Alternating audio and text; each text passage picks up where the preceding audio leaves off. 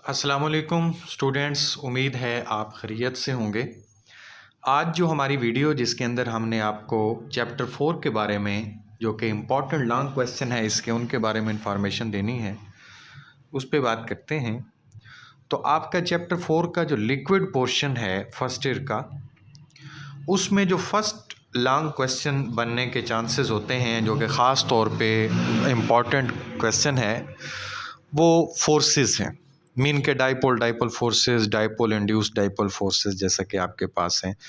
और इनमें से ख़ास तौर पे जो वेरी इंपॉर्टेंट है वो है लंदन डिस्पर्जन फोर्सेस, जिनको आप कहते हैं या फिर आप इनका कंप्लीट नेम बोलते हैं instantaneous dipole induced dipole forces. तो ये वाला क्वेश्चन बहुत इंपॉर्टेंट है। अब इस क्वेश्चन के अंदर क्या ज़्यादा इंपॉर्टेंट है वो इसके फैक्टर्स हैं। Factor affecting London dispersion forces, ये बहुत ही इंपॉर्टेंट क्वेश्चन है बोर्ड पॉइंट ऑफ व्यू से भी और वैसे भी आपके जो टेस्ट सीरीज चल रही होती हैं उनके हिसाब से भी। तो इसको आपने बहुत अच्छे से तैयार करना है। इसके बाद अगर आप थोड़ा सा नेक्स्ट चलें, अपनी बुक को ओपन करके नेक्स्ट चलें, तो आपके पास क्वेश्चन आता है हाइड्रोजन बॉन्डिंग का। इसकी डेफिनेशन और इसमें से शॉर्ट क्वेश्चन तो बारहा बनते हैं, बहुत ज़्यादा रिपीट होते हैं। इसमें से शॉर्ट क्वेश्चंस बोर्ड के अंदर भी रिपीट हो रहे होते हैं बाज़-औक़ात। लेकिन उसके साथ ही यहाँ पे जो एप्लीकेशन है ना लॉन्ग क्वेश्चन में, application of the hydrogen bonding, वो बहुत ज़्यादा इंपॉर्टेंट है। इसको आपने बहुत अच्छे से तैयार करना है ताकि आपका ये वाला लॉन्ग क्वेश्चन, जैसा कि biological application of the hydrogen bonding है, वेरी इंपॉर्टेंट लॉन्ग क्वेश्चन है, अच्छे से आपने इसको जो है वो तैयार करना है ताकि इसका।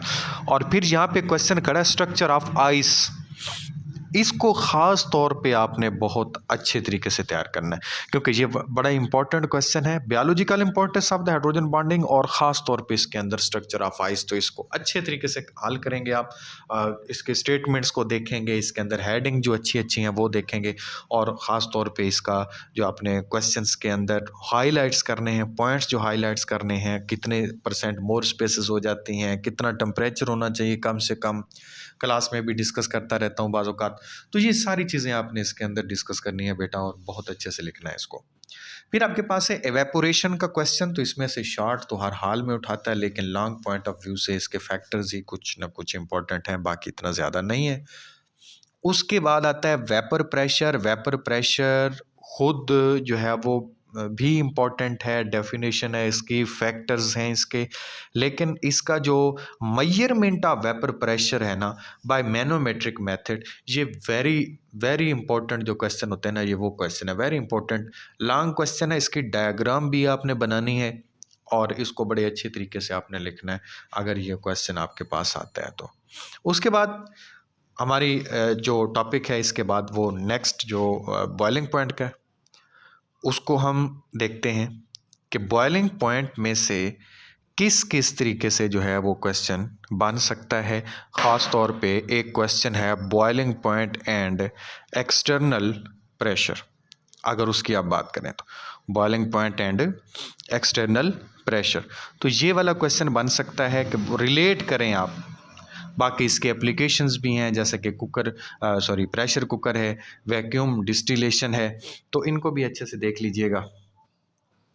इसके बाद एक क्वेश्चन बनता है जी energetics of the phase changes, तो इसमें से शॉर्ट क्वेश्चन तो बहुत ज़्यादा उठाता है, लेकिन लॉन्ग क्वेश्चन कितने ज़्यादा चांसेस नहीं होते, लेकिन शॉर्ट के हवाले से आपने इसको हर पॉइंट को बहुत अच्छे तरीके से आपने देखना है क्योंकि इसमें से बहुत ज़्यादा शॉर्ट क्वेश्चन उठाने के चांसेस होते हैं।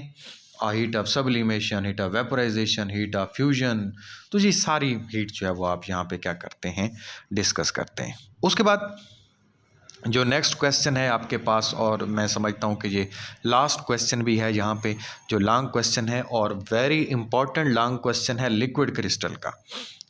वो ये नहीं कहेगा कि आप लिक्विड क्रिस्टल पे नोट लिखें या एक्सप्लेन लिक्विड क्रिस्टल, बल्कि यहाँ पे जो इम्पॉर्टेंट क्वेश्चन यहाँ से बनता है, यहाँ से जो बन सकता है वो ये है कि define liquid crystal and explain the applications of the liquid crystal.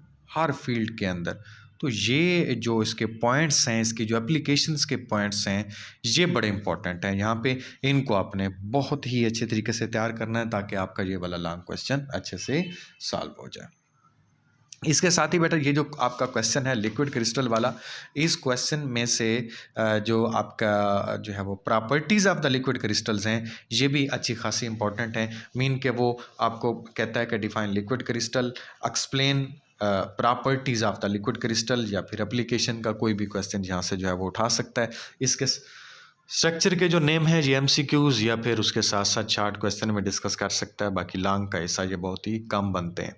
तो ये बेटा इंपॉर्टेंट क्वेश्चन थे आपके चैप्टर नंबर 4 के लिक्विड पोर्शन के ख़ास तौर पे, जिनको आपने जो है वो एक मरतबा गो थ्रू किया कि कौन कौन से लॉन्ग क्वेश्चन यहाँ से बनते हैं। आप इनकी प्रिपरेशन कर लें, इनको बहुत अच्छे तरीके से तैयार कर लें, तो आप इंशाल्लाह पेपर में इन्हीं में से ही जो है वो क्वेश्चन आएगा और आप बहुत अच्छे से कामयाब हो सकते हैं। MCQs आपने एक्सरसाइज के जो एंड पे दिए गए हैं वो भी करने हैं, और उसके साथ साथ में हर चैप्टर में जितने भी MCQs बन सकते हैं 10, 20, 25 मोस्ट इम्पॉर्टेंट जो कि प्रीवियस बोर्ड के पेपर से मैं लेता हूं, और उसके साथ साथ शार्ट क्वेश्चन भी जितने मैक्सिमम बन सकते हैं वो मैं बनाता हूं, और मैं उसकी सीरीज़ अपने इस चैनल पे दे रहा हूं। प्लेलिस्ट पे भी आके आप वो जो है वो क्वेश्चन देख सकते हैं। बाकी अब्दुल हफीज़ बंदयालवी के नेम से आप चैनल को सर्च भी कर सकते हैं, वहाँ से आके ये सारी की सारी कम्बिनेशन से लेके आपकी जो है वो कम्बिनेशन कौन कौन से चैप्टर में से लॉन्ग आना है, कहाँ से शॉर्ट आना है, कहाँ से MCQs आना है, वहाँ से लेके एंड तक मीन के आपके फुल बुक के पेपर की तैयारी तक तमाम की तमाम इंफॉर्मेशन फर्स्ट ईयर और सेकंड ईयर की यहाँ पे मौजूद हैं। तो यहाँ पे आके आप उनको सर्च कर सकते हो और उससे फ़ायदा उठा सकते हो। नेक्स्ट वीडियो अब मैं इंशाल्लाह चैप्टर नंबर 5 की बनाऊँगा, उससे पहले मैं कोई वीडियो नहीं बना रहा। तो नेक्स्ट वीडियो तक के लिए इजाज़त दीजिए। अस्सलामु अलैकुम वरहमतुल्लाहि वबरकातुहू।